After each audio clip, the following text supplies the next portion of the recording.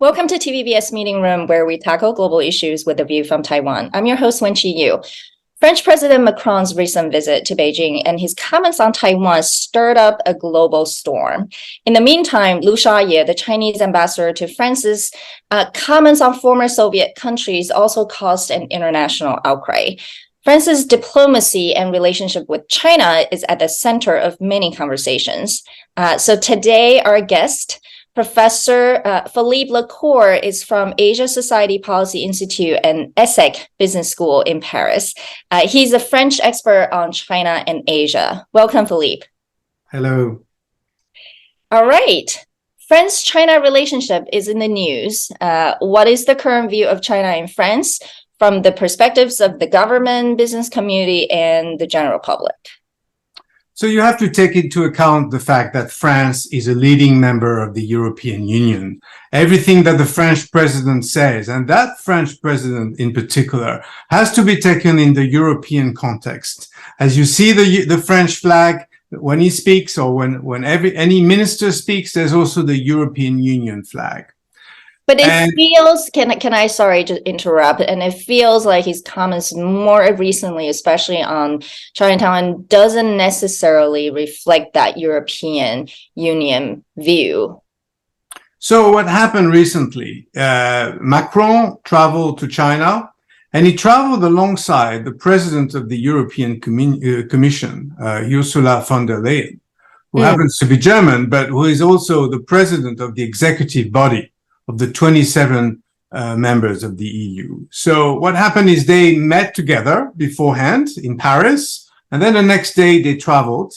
And the previous Friday, a few days before, she delivered a very tough speech on China, where she basically warned, Europeans about what's coming next. A very assertive power, a country that wants to change the international order, and that the Europeans need to be prepared for that, including economically, but also politically.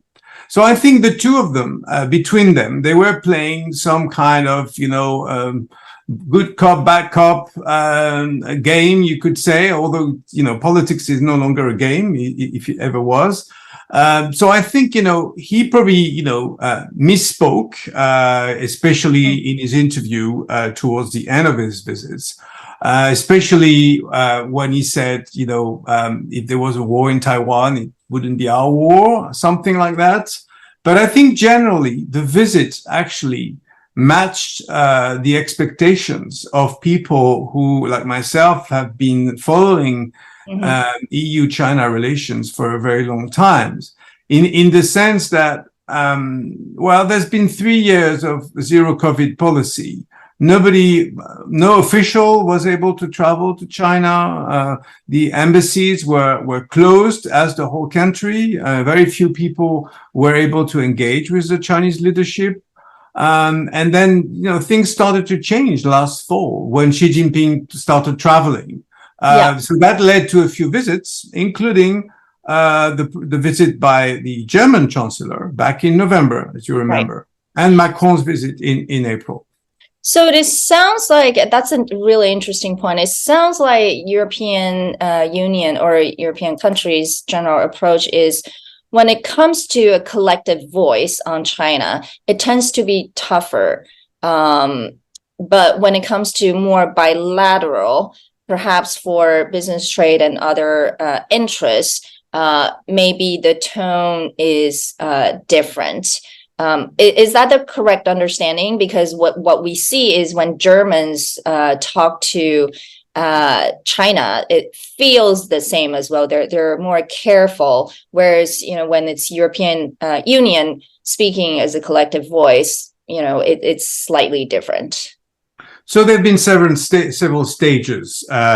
You could say that when Xi Jinping visited the European Union headquarters in Brussels back in 2014, he actually gave face to the EU institutions. He recognized that the EU is no longer just a trade body, but also has some geopolitical role in the world. And it's very much what, Ursula von der Leyen have been saying, and Macron has been saying. Remember Macron was elected 6 years ago with a very pro-European mandate against very nationalist candidates, especially Marine Le Pen. This has been sort of confirmed by the facts that we are facing a war in Ukraine. Never forget that when you speak to Europeans, there's a war. Just two and a half hours flight from Paris, there's a war going on with people being tortured and so on. And then, of course, there are many other problems in the world. But what I'm saying is the Europeans, of course, have different voices because that's what the Union is about. 27 countries. And then within this European Union, you have two strong members, pillars, you could say. Germany, which is by far, the largest economic powerhouse, and France, which is a diplomatic heavyweight, you could say, as a member of the P5, as the major country that recognized the PRC in 1964, and the Chinese keep reminding us this. But overall, the Germans are very pro-business. They've been investing a lot. They've been trading a lot with the Chinese. The German-Chinese trade balance is almost even balanced. more. Now, the French actually has a strong, deficit, but they are focusing on other things. Now, what about Taiwan? Do French people think much about Taiwan? What is their view of Taiwan in general? If you can help us understand. Sure. So I used to live in Taiwan many years ago, and I was a Taiwan correspondent for the French media. At the time, people were wondering what on earth I would be doing in Taiwan. And it was probably not a full-time job, but I enjoyed it very much. Now we're in a very different situation. First of all, Taiwan has been in the news very often, and people know more about the Taiwan Strait situation. Also, Taiwanese diplomats have been much more visible than before. I mean, if you think about the Taiwan unofficial ambassador to Paris, he's been in the main news. He's been actually responding to interviews. This is a first. I don't think his predecessors ever did that. I mean, of course, because it's unofficial. But I think people are also willing to hear the Taiwanese voice and to hear both sides. But is the general perception of Taiwan versus China, for example, in the United States, it's clearly, people favor Taiwan over China. Would you say the sentiment is more similar? Yes, of course.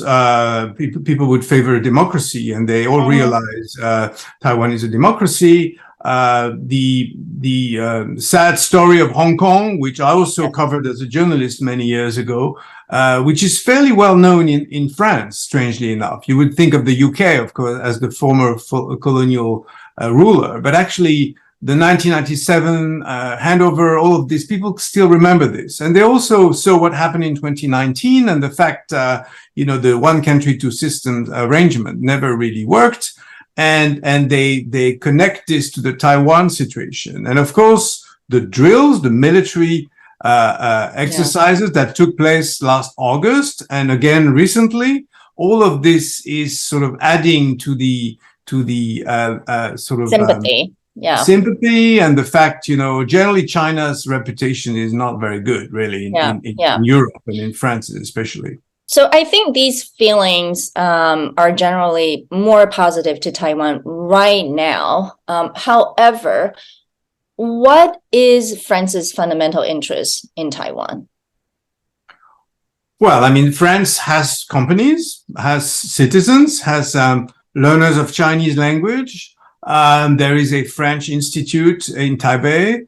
And it's been going on for several decades. And especially with China closing. I studied Chinese back in the 80s in Taiwan. And you could say that now a number of French students have been returning to Taiwan because it's been difficult, especially until recently, to travel to Beijing or other cities. Apart from that, it's a relatively small country.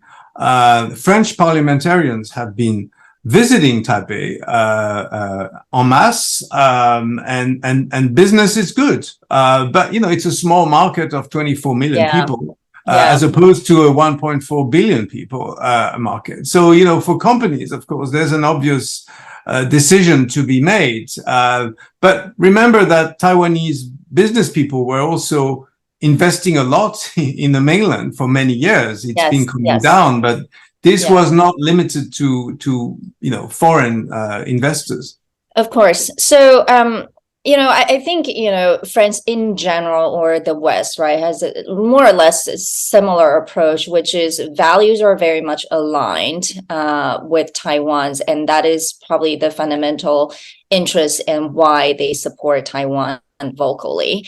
However, there's economic and trade, other interests. And France has a tradition of just being independent from the US and UK in general in terms of diplomacy. So what are the fundamental differences when it says, it's independent?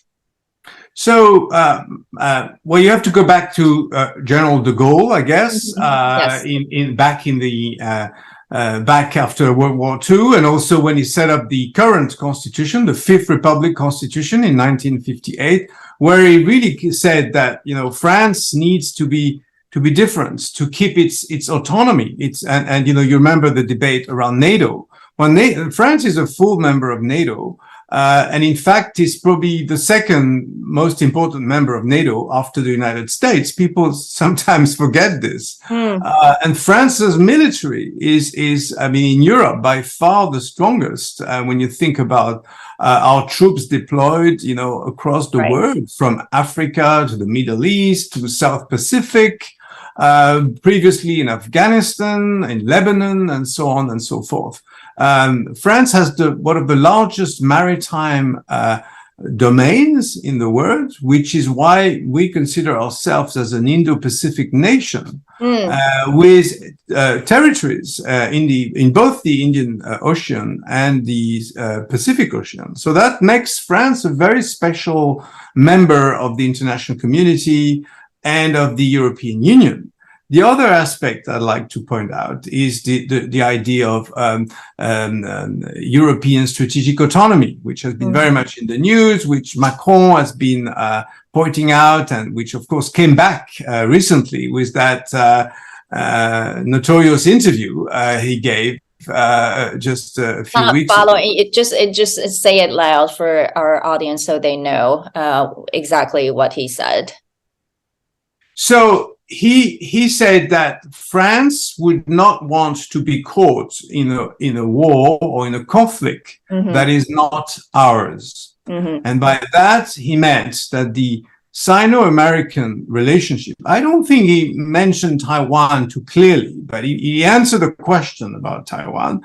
But generally, I think most Europeans, and not just in France, agree that we don't want to be caught in this new, call it as you like, a Cold War or whatever, or conflictual situation between the PRC and the US, because in many cases, the Europeans would want to continue to do business with both, and would want to enhance Europe's role as a third pole, if you want. If you agree with the idea of multipolarity, I served in the French government under Jacques Chirac, who invented this concept of multipolarity during the war in Iraq, as you may remember. France and Germany were both very much against the war in Iraq because they thought this was illegal and this would lead to a disaster, which it did.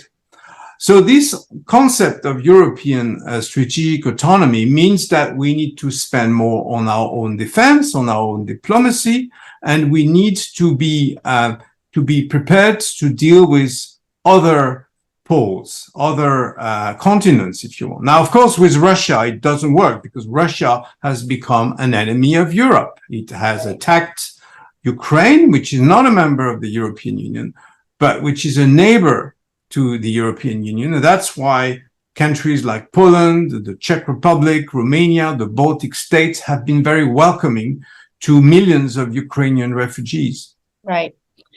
Well, In a recent op-ed for Nikkei Asia, you said Macron is perhaps EU's best bet to sway China on Ukraine, since you just talked about Ukraine.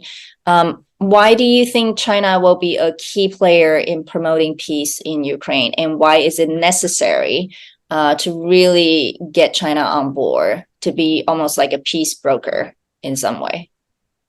So quite a few analysts have been writing about this lately, including my colleague Gideon Rachman in the FT. Mm-hmm.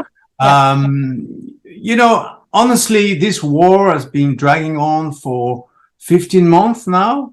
Now, obviously, we all feel very bitter about the Putin Xi Jinping meeting in February 2022, where, you know, it's very hard to imagine they didn't talk about Ukraine and they didn't talk about what was coming up.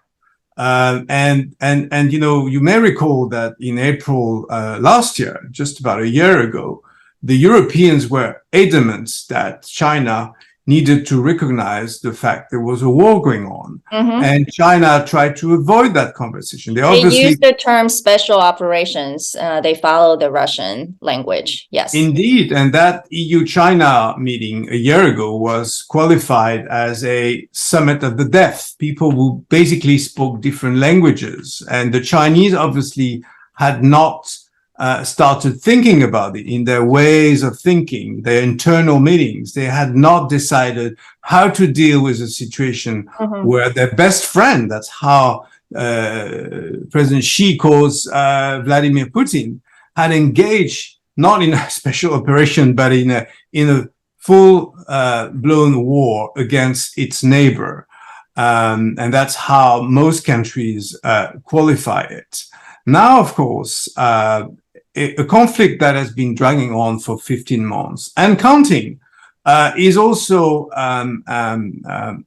not helping China, really, in many ways. First of all, the Chinese have been very cautious in not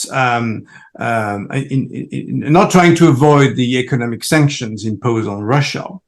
And secondly, diplomatically, I mean, now that the 20th Party Congress is over, now that you know, the leadership is in full operational mode, you could say, in the CCP leadership, it appears that Xi and his colleagues are prepared to engage to play the role of a big power diplomatically.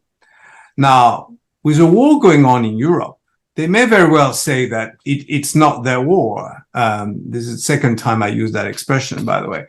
But in fact, it is their war because, first of all, they have this partnership with Putin. Secondly, the Belt and Road Initiative was meant to cross both Russia and Ukraine, and the many projects are actually at standstill. And thirdly, in the European Union, China's image already damaged by the 3-year pandemic and all the propaganda around it, right, and various other things. Sorry, yeah, I think we want to focus on why do you think China should be the key player and will be the key player, right? And it will have to be through somehow, you said Macron, you know, is probably EU's best bet to sway China on Ukraine. That's the connection I'm trying to make here. Okay, so I think, you know, China is the only possible country that can have an impact on Vladimir Putin. Russia has very much become a junior partner to China, economically, diplomatically. As you can see, Putin and Xi has met 40 times for the past 20 years. They speak regularly. So do you think on that point, sorry to interrupt you, because I do want to draw this out. Do you think on that point, the Ukraine-Russia war almost in some way highlights the importance of China on the global stage? Because now, while the US-led Western ally is fighting against Russian invasion of Ukraine, but it seems like the ultimate sort of, you know, the country that can really swing where the war is going is now China. In some way, China feels more powerful than anyone Right. else right now. Right. And I'm not sure the US is leading the war against Russia, to be honest. It's more complicated than that. It's the Europeans with support from the US, especially in armaments. But on the ground, it's not, there's no European soldiers. But Right. China, yes, has to appear as a diplomatic deal breaker, if you want. I mean, remember the Iran-Saudi Arabia handshake, Yes. which turned out to be more than a handshake, in fact, and other things that China has been trying to do over the past 6 months, welcoming President Lula of Brazil, talking to South Africans and to others. Xi Jinping wants to rally around China, some members of the global South, and against the West, of course. Right. Now, of course, in Europe, it's a complicated story because people feel affected by this war on a daily basis and feel that, you know, once, if Russia is to win this war, it may very well attack members of the European Union. So, you know, you can't really. So there is a concern of the spillover and even further erosion into, I would say, other countries' sovereignty. And you know, onto the next point, you know, since China is showing off its diplomatic prowess, I would say might these days. And Chinese ambassador Lu Shaye to France, you know, has been quite controversial more lately, and including, you know, a past comment that Taiwanese people should be re-educated, and then, you know, more recently he also talked about how former Soviet countries were not real sovereign countries. So why do you think China sent a wolf warrior to France? Well, he was in Canada before, so I'm sure the Canadians were happy to let him go. So we've had him for the past 3.5 years, and the rumor has it that that might be his final year. But you know, watch this space, as they say. So he's been there. He's been extremely controversial and aggressive, especially on the media, and obviously not being sanctioned by anyone for this, except that he was summoned by the foreign ministry several times, especially for comments during the pandemic, when he actually criticized the French medical system for the elderly, which is very unusual for an ambassador under any circumstances. But now this story you just described about him, you know, making obvious mistakes about the legality of certain states, including Baltic states, Estonia, Latvia, and Lithuania, all 3 members of the European Union, including others, I mean, like Ukraine, which has been a diplomatic partner to China for 31 years. And Xi Jinping actually called President Zelensky, not just recently, and we might want to talk about that phone call, but also 3 weeks before the Russian invasion. He did call President Zelensky to congratulate him for 30 years of diplomatic relations with the PRC. Now, these are countries that are not just recognized by China, but with whom China has diplomatic relations. And this man was actually accusing them of not being full, you know, recognized states. And why do you think they allow him to behave that way? Because, you know, if they didn't like it, they would have summoned him back, right? So what is China's diplomatic strategy? Well, it's not for me to say why they allow him to be there. He's there, and obviously I don't know whether he's encouraged to speak like this. It certainly doesn't help Franco-Chinese relations, and he's not, certainly he doesn't have very high stocks in the French government. So do you think, I mean, that's my, do you think it's almost in some way Beijing is also playing 2 sides, right? In some way they want to show that, you know, they also want to stand up to especially the West. Do you think there's a possibility of that? Yes, I think there is a possibility. And remember, there are a few of those so-called Wolf worries. for your diplomats. Yes. And there was one as one of the spokespersons of the of Waijiapu, the foreign ministry. Yes. And yes, he's now being sidelined, so to speak. So Mr. Lu, he obviously, now that the Sino-French relationship seems to be improved, at least for the time being, and we'll see how long that lasts, because we may have wait till the next crisis. But his presence certainly doesn't help a smooth communication and dialogue. And it doesn't help business neither, because actually Sino-French business, contrary to what has been written and said very wrongly, is not in good shape. The so-called business deals that came out of the Macron trip are just not real. There have been very few, just Airbus, that's been mainly. Can you say more about that? Why is is the private sector concerned about doing more in China? What is absolutely. I mean, you've seen many companies from around the world rethinking their Chinese strategy, and that includes the French multinationals. Many of them have reduced their exposure to China. You had companies like Carrefour or Auchan who basically left China. And then, of course, you have the case of Airbus, which has been, of course, in high fashion, mainly because Boeing is not. And you only have two suppliers of civilian aircrafts. And now that, eventually maybe China will come up with its own aircraft, but China just has no choice. And of course, France relies a lot on its space and aviation industry. But apart from that, apart from luxury products and a few other things, cosmetics, agribusiness, it's honestly, the trade deficits is in China's favor, of course. 40 billion euro, that would be about $45 billion for last year.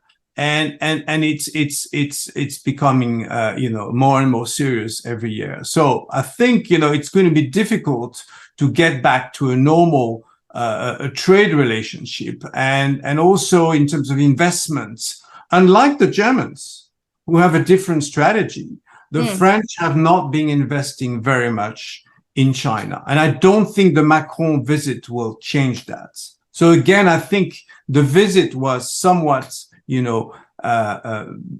wrongly perceived. Yeah. It was more of a political visit than a business trip.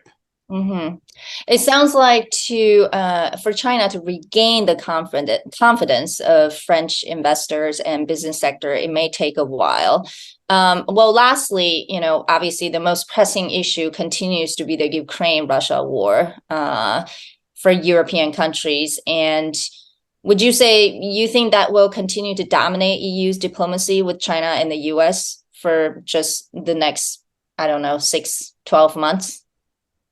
So everybody hopes this war will come to an end, but I think Vladimir Putin is a man who obviously has no,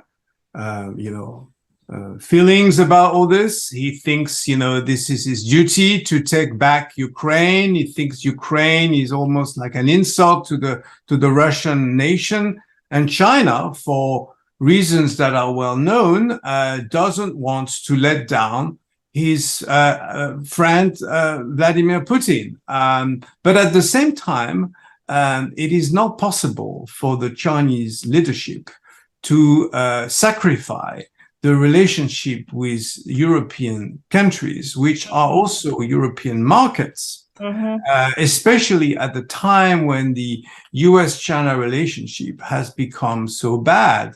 And so and the prospect of it is also very gloomy.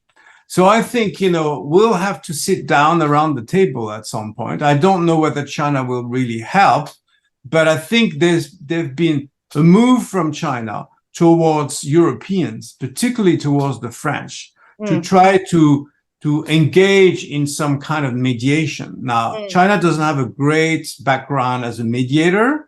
That will be a new role, especially in Europe. So I don't think we'll even call it a mediation, but at least China is willing to Facilitator, play maybe. Yeah. to play a positive role in this, and to perhaps improve its image, which has not been very good recently. Yeah.